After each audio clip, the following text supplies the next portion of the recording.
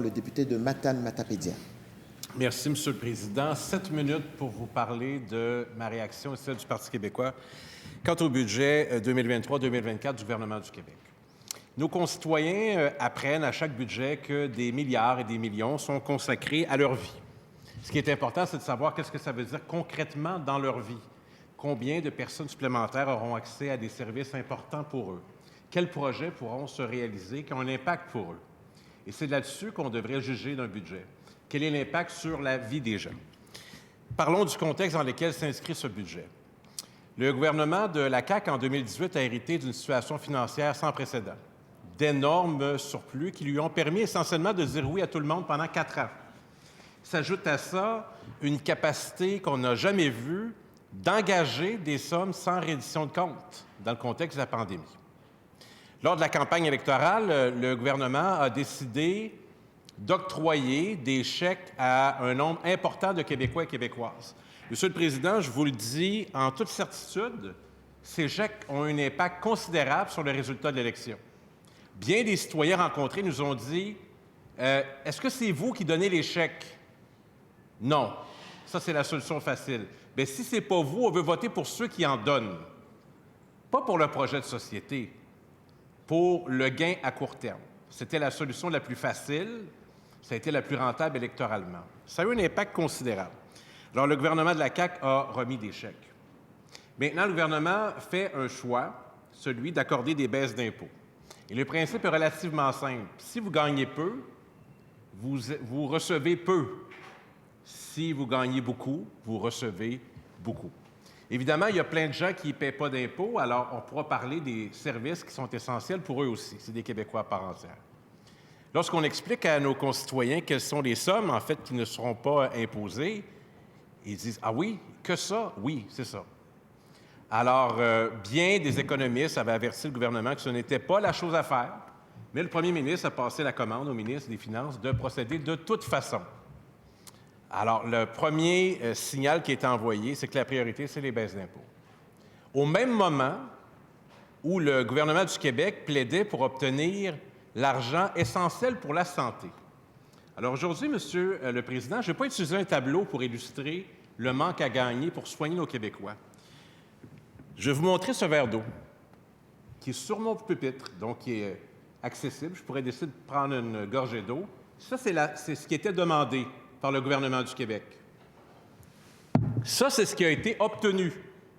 Facile à comprendre. 1/6. 1/6 de l'argent nécessaire pour soigner les gens, pour faire en sorte que l'engagement électoral de 2018, qui n'est même plus évoqué, que le temps d'attente soit de 90 minutes dans les urgences, soit la norme. Ce n'est pas ce qui est arrivé. Le ministre de la Santé n'en parle même plus. C'est l'argent qui nous permet d'avoir des infirmières qui parfois ont besoin de primes pour venir soigner les gens de chez nous.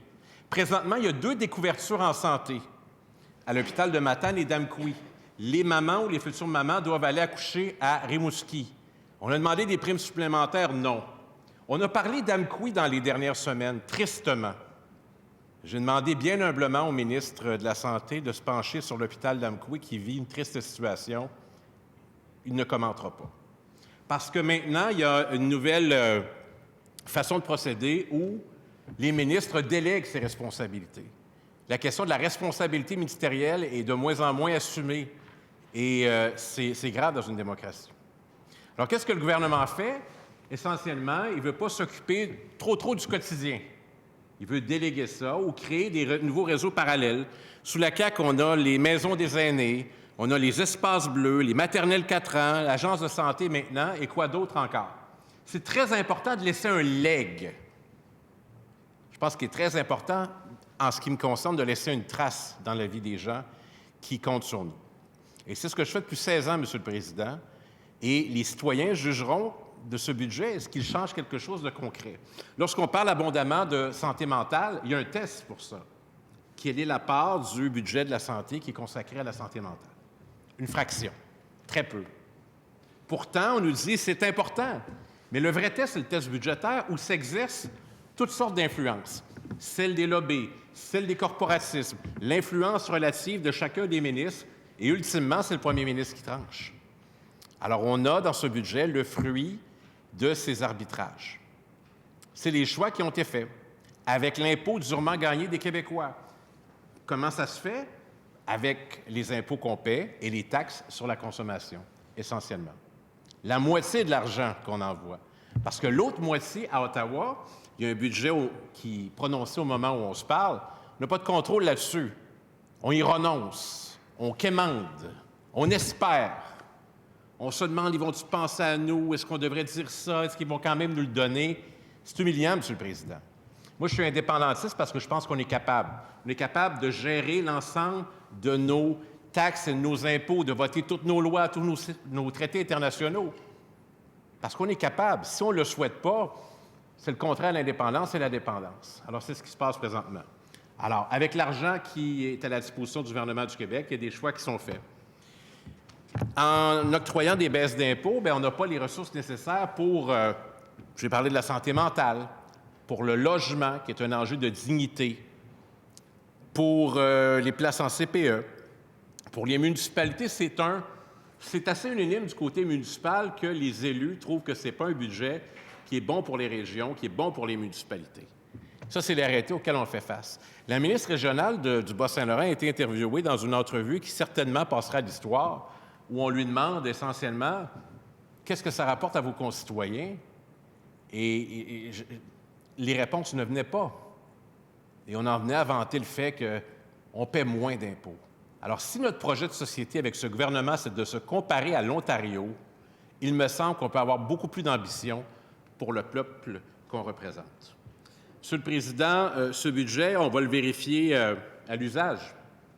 On va voir si ça change quelque chose dans la vie de nos concitoyens, mais je peux dire une chose. De plus en plus de signes tentent à démontrer que malgré tout le pouvoir que ce gouvernement a et aime se réclamer, un jour ou l'autre, il sera jugé sur ses résultats, sur l'utilisation de l'argent durement gagné des Québécois et ultimement pour le degré d'ambition qu'il a pour le Québec. Et lorsque ce jour surviendra, peut-être plus rapidement qu'on pense, je pense qu'on verra qu'il y a d'autres façons d'envisager l'avenir du Québec et de prioriser des enjeux importants pour les Québécois. Parce que tout n'est pas une question d'argent ou d'enrichissement. Il y a aussi une nécessaire solidarité qui doit s'opérer entre nos concitoyens. Et j'y crois, Monsieur le Président.